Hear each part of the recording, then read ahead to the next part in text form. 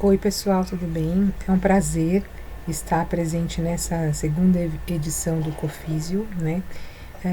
Queria agradecer, né, a oportunidade e eu vou estar falando sobre um assunto que às vezes é muita dúvida para quem está atuando com crianças prematuras, que é o fisioterapeuta às vezes se depara com aquela criança e pergunta: nossa, será que isso é seguro para essa população? Essa técnica que eu vou aplicar é segura?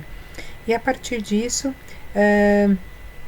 falar sobre a evidência científica em relação à segurança das técnicas de fisioterapia respiratória aplicada ao recém-nascido pré-termo. Então, a temática que eu procurei trazer foi essa questão da segurança e eficácia.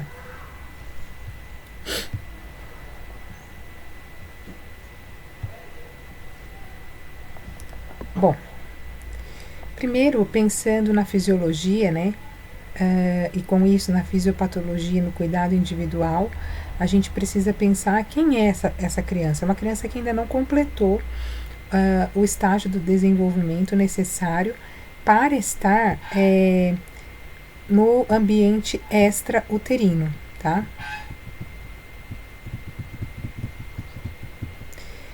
Então, pensando nisso, a gente precisa considerar em que estágio do desenvolvimento essa criança veio para o ambiente extrauterino. Isso é muito importante, para com isso a gente prestar um cuidado mais individualizado e atento aos riscos de mortalidade que essa criança possa vir a ter, de acordo com o estágio do seu desenvolvimento. O sistema respiratório da criança, ele ainda não está completo ao nascimento. Mesmo que ele tivesse nascido termo, ou seja, no tempo adequado, o sistema respiratório ele continua o seu desenvolvimento no período pós-nascimento, que a gente chama de período pós-fetal.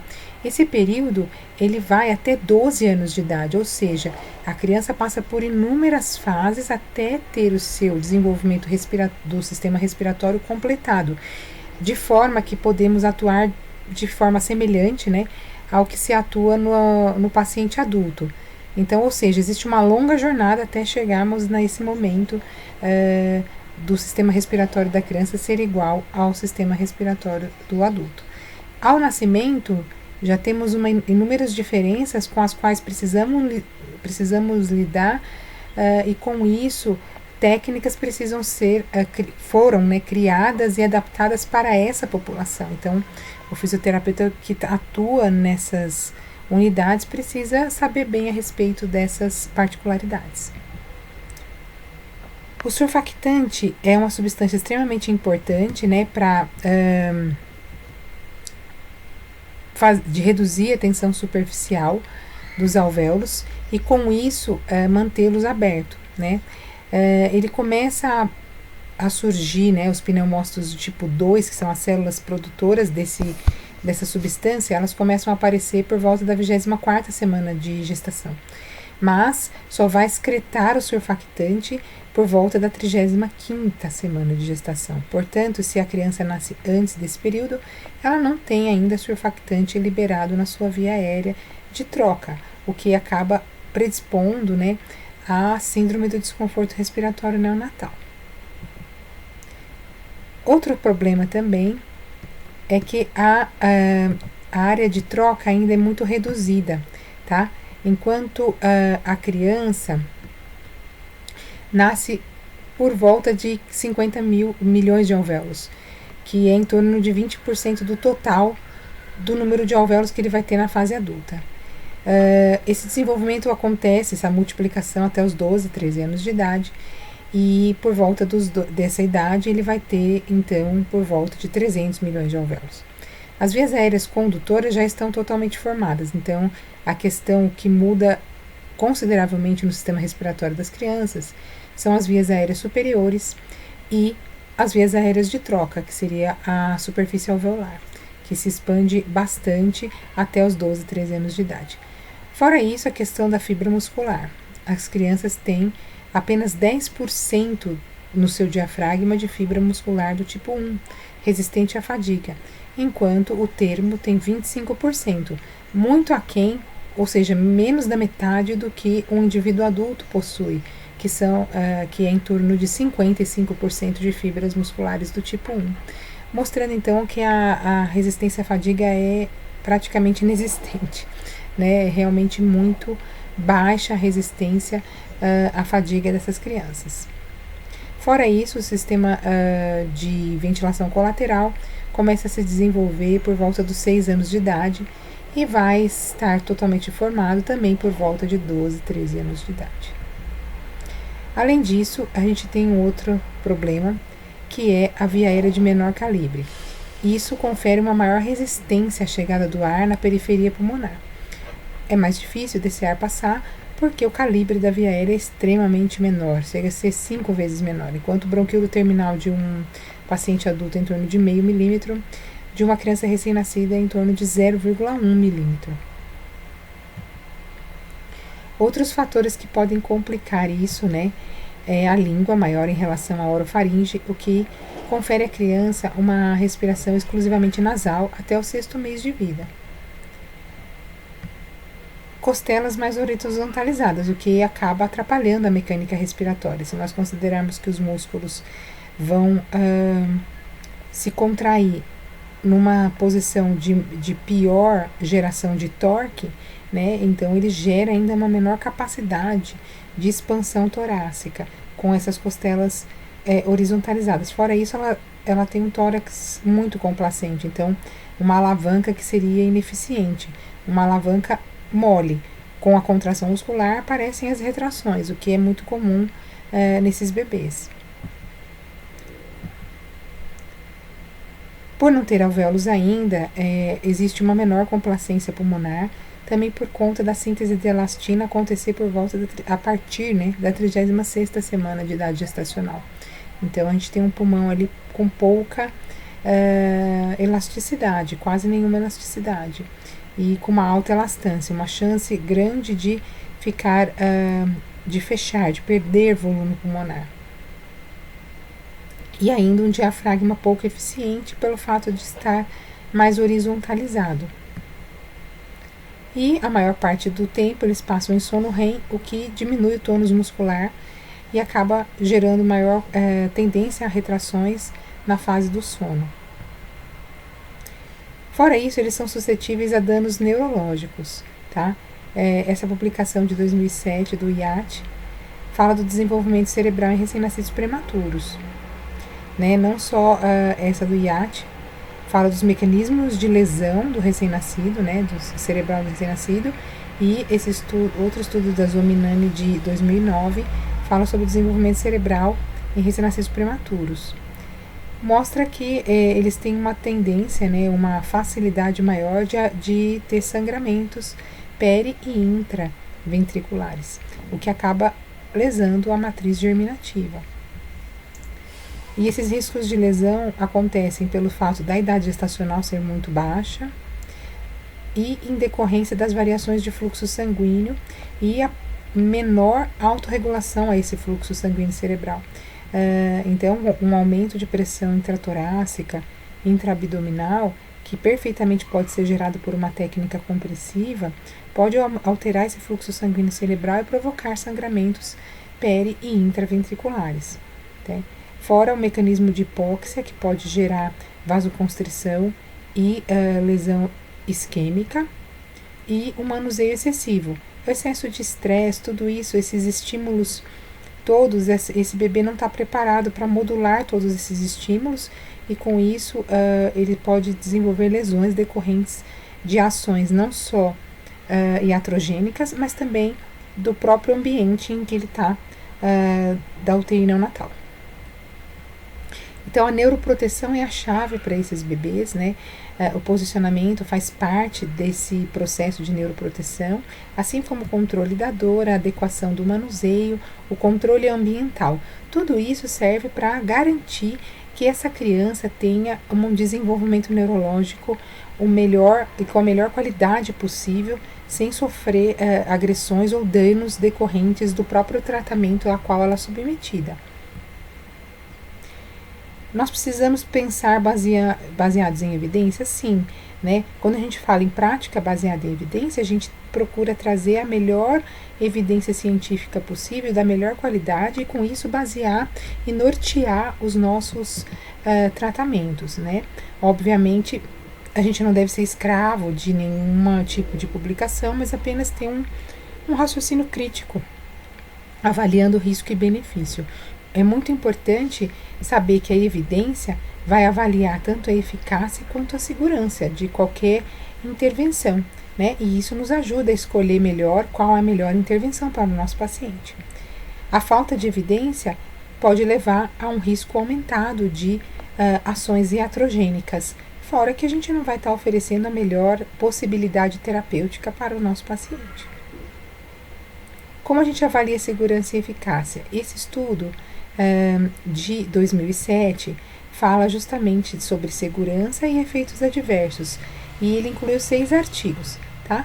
Nesses 6 artigos, eles avaliaram a qualidade, né, análise do desempenho dos artigos, avaliaram a sua qualidade, e observaram que quase não havia explicação para o cegamento da intervenção, que pode gerar um certo viés, certo? A primeira recomendação brasileira de fisioterapia respiratória em terapia intensiva pediátrica e neonatal, que foi publicada em 2012, fala sobre a avaliação dos recém-nascidos de crianças durante, antes e após as técnicas de desobstrução da via aérea. Sempre observar sinais vitais, se possível, nem sempre é possível isso, a gasometria arterial, complacência dinâmica e resistência das vias aéreas quando em ventilação mecânica, volume corrente, pressão inspiratória e parâmetros da ventilação mecânica quando eles estiverem em ventilação mecânica. Esse outro estudo de 1998 associa a fisioterapia respiratória a danos cerebrais. Isso era bastante preocupante no final da década de 90, começo dos anos 2000. Não sabíamos muito bem o que deveríamos fazer com essas crianças. Tínhamos poucas evidências e era uma transposição, muitas vezes, do que era feita com adultos para essa população de bebês pré-termo. Foram incluídos nesse estudo crianças com uma semana de vida, na primeira semana de vida, recém-nascidos pré-termo de baixo peso, e 5 evoluíram com hemorragia peri e intraventricular. Todos eles associados à fisioterapia, que tinham sido submetidos a tapotagem com máscara de 2 a 3 minutos por área e a aspiração das vias aéreas. Nesse estudo, eles avaliaram o efeito da fisioterapia ou das técnicas, né? Não concordo muito com o termo fisioterapia, acho muito genérico, né? Não é o termo adequado, sim uma técnica em específico, ou uma ou outra técnica específica que pode gerar efeitos, né, e que devem ser especificadas quando se fala em fisioterapia no geral. Foi publicado em 2008 esse estudo falando sobre a oscilação na pressão arterial dessa mesma população de pré-termo. Tá? Também foram pré-termos de baixo peso em ventilação mecânica e eles verificaram a pressão arterial pré e pós-atendimento. No grupo 1, foi posicionamento em decúbitos laterais direito e esquerdo, vibração manual, e no grupo 2, a aspiração endotraqueal, com FiO2 aumentada em 10% do que a criança se encontrava no pré-atendimento. Tá? E com isso, eles observaram que a aspiração é a técnica que mais teve influência nas oscilações de pressão arterial. Esse outro estudo fala sobre a influência da fisioterapia respiratória sobre a função cardiopulmonar de recém-nascidos de muito baixo peso, publicado em 2010. Um estudo prospectivo que avaliou sinais vitais, né? E também confirmou a questão da aspiração endotraqueal como maior influência na oscilação de pressão arterial. Ou seja, critério no momento da aspiração, não é porque está entubado que a gente vai aspirar todas as vezes. Isso gera uma oscilação grande de pressão arterial e, com isso, alteração do fluxo sanguíneo cerebral, predispondo essa criança a maior risco de sangramento intra e periventricular. Esse estudo mais recente, de 2016, avaliou a técnica de aumento do fluxo expiratório, né, que é o AF, lento, né, sobre esse fluxo sanguíneo cerebral. Fizeram, então, ultrassom transfontanela para confirmar se havia uma oscilação grande de fluxo sanguíneo cerebral durante a técnica pré e pós, o que fala bastante a respeito de segurança. Isso nos dá uma segurança em relação à técnica. Eles avaliaram bebês pré-termos abaixo de 34 semanas, entre o 8º e 15º dia de vida, estáveis, né, do ponto de vista hemodinâmico e clínico, em ar ambiente ou em uso de catéter de oxigênio. Avaliar, então, a ultrassonografia com Doppler e fluxometria cerebral, e a técnica não afetou o fluxo sanguíneo cerebral desses recém-nascidos pré-termo, e também constataram ser uma técnica segura para esses bebês estáveis, o que nos deixa bastante confortável. Foi um estudo que eu considero bem importante, uma vez que ele traz aí essa questão da segurança como um desfecho principal aqui no resultado. Dor, a gente sabe o quanto isso pode ser nocivo para esses bebês, né? Eles não sabem modular os efeitos que a dor provoca no organismo, libera muito mediador de estresse, o que é um fator que prejudica bastante aquela questão da neuroproteção que eu citei anteriormente, tá? E nessa revisão sistemática de 2017, eles queriam saber se as técnicas podiam causar dor, né, nesses recém-nascidos. A fisioterapia é capaz de alterar, algumas técnicas, né, são capazes de alterar tanto frequência cardíaca quanto saturação. A aspiração e a vibrocompressão foram detectadas como as principais técnicas causadoras de mudanças fisiológicas, né, e constatar uma coisa que a gente consegue observar ainda hoje, que existem poucos estudos sobre fisioterapia respiratória e dor. Ainda é uma coisa que precisa ser avaliada quando a gente fala dessa população tão específica que são os recém-nascidos prematuros. Sobre as técnicas convencionais e atuais, foi feita uma revisão da literatura em 2016, que foi conduzida por mim, e essa revisão ainda mostra como a tapotagem ainda sendo muito utilizada em inúmeras publicações. Ela tem um efeito ainda muito limitado, né? A gente sabe que o efeito é muito limitado nas vias aéreas pequenas e médias e alvéolos. Ela não tem ação nesses locais onde há uma maior impactação de muco, maior dificuldade de mobilização de secreções. E com isso, também o outro problema, que é o tixotropismo, que seria o mecanismo de ação dessa técnica, para que houvesse um resultado positivo, precisaria alcançar entre 25 e 35 Hz, o que seria correspondente a 25 ou 35 oscilações para cada segundo, enquanto a mão, nossa mão, né, a nossa vibração manual, consegue atingir no máximo 8 Hz. Existe um estudo fisiológico mostrando que essa vibração pode chegar no máximo a 6 Hz, muito aquém do necessário para mudar a reologia do muco. Esse estudo de Preti, de 2014, é uma revisão que também mostra a questão da drenagem postural, que o necessário para que houvesse um efeito precisaria de pelo menos 60 a 100 minutos por postura, o que a gente sabe que acaba sendo inviável esse tempo para cada postura, né? E relata também a questão da postura de Trendelenburg como uma postura que deve ser evitada para a maioria das crianças pequenas, recém-nascidos e especialmente na população de pré-termos. A aspiração, a gente já viu que ela é capaz de gerar dor e mudanças tanto na pressão arterial quanto em variáveis fisiológicas. O recado é que ela deve ser feita quando estritamente necessário. A gente sabe a dificuldade, a facilidade que a cânula orotraqueal que esses bebês têm de obstruir é muito grande. Existe uma preocupação real quanto a isso, uma vez que a cânula realmente é muito fina e muito suscetível à obstrução, porém devemos pesar risco-benefício no momento de optar por aspirar. Nesse estudo aqui da PIR, de 2013, que foi publicado na Neonatology, traz muito a questão entre sistema de aspiração aberto e fechado nesses bebês de baixo peso.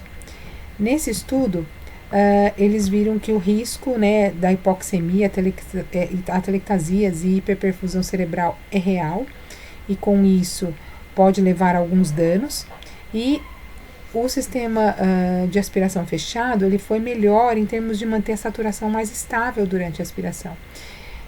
Existe também alguns estudos falando sobre o tempo de recuperação dessa saturação, ser mais rápido quando essas crianças são aspiradas por sistema de aspiração fechado.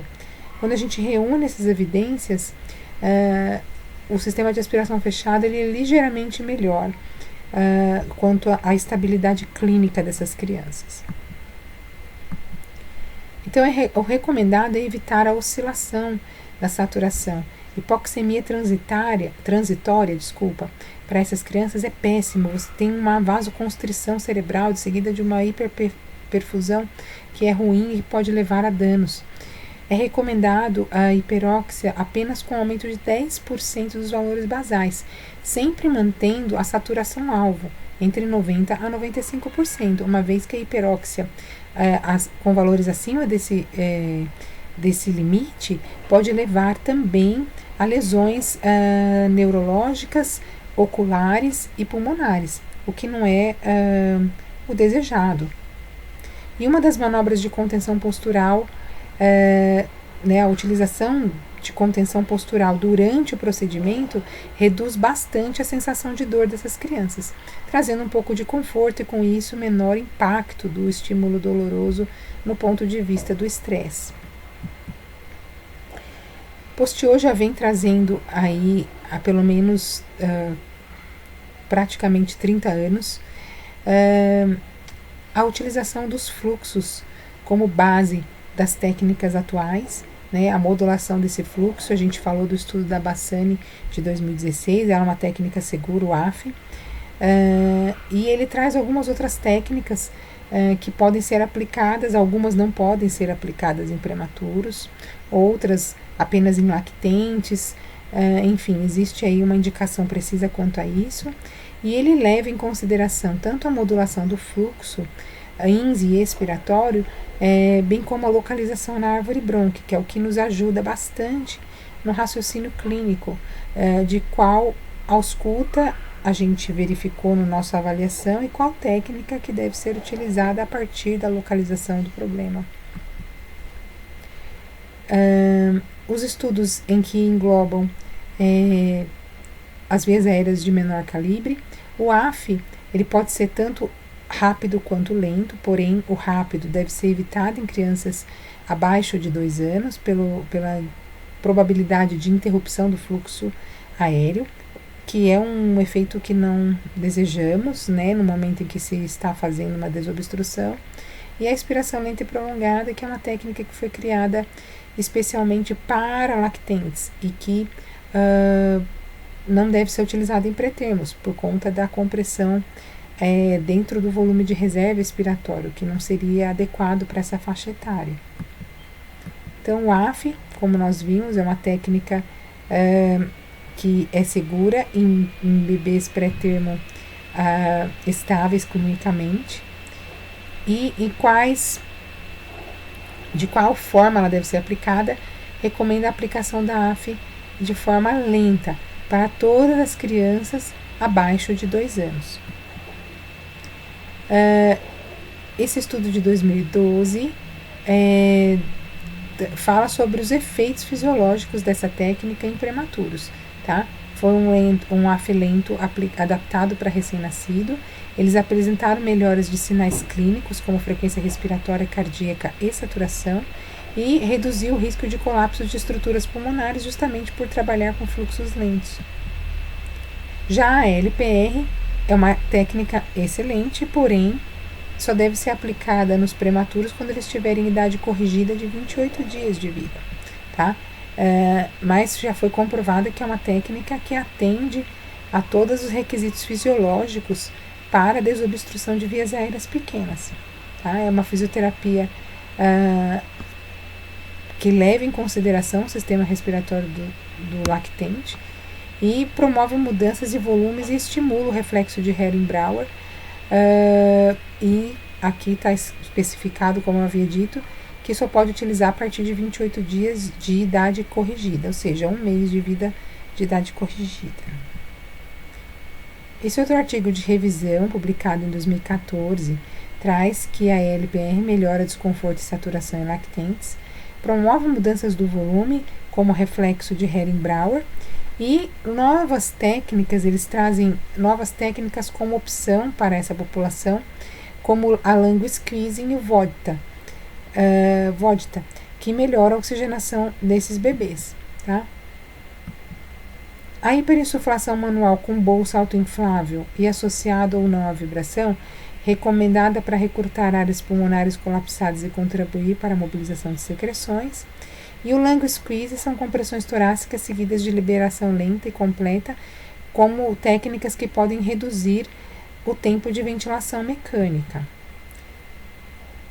Essa mesma técnica, né, nesse estudo, por exemplo, que foi de 2014, usou grupo A, técnicas convencionais como vibração manual. O grupo B usou o Lango Squeeze e o grupo C o Reflex Rolling, que é do método Vodta, com FO2 de 40%. Avaliaram gases sanguíneos, frequência respiratória, saturação e dor pela escala NIPS. E o controle de 1, 3, 5 e 7 dias e semanal. O Lango Squeezing e o Reflex Rolling foram melhores, né, ou foram mais seguros e melhoraram a oxigenação quando comparado com as técnicas convencionais, parecendo ser mais, digamos assim, fisiológica para essa faixa etária. Esse método leva em consideração o próprio desenvolvimento neurológico da criança. Ele usa a própria movimentação da criança para ajudar na questão da mecânica respiratória, tá? Ele usa a postura supino-lateral, o reflex rolling fase 1 e a cabeça com ligeira rotação. Faz uma pressão entre a quinta e sexta ou sexta e sétima costela. Isso de 20 minutos a 4 horas. Confesso que não conheço esse método na prática, apenas lendo sobre ele. E acredito que há necessidade de uma formação específica para poder aplicar essa metodologia.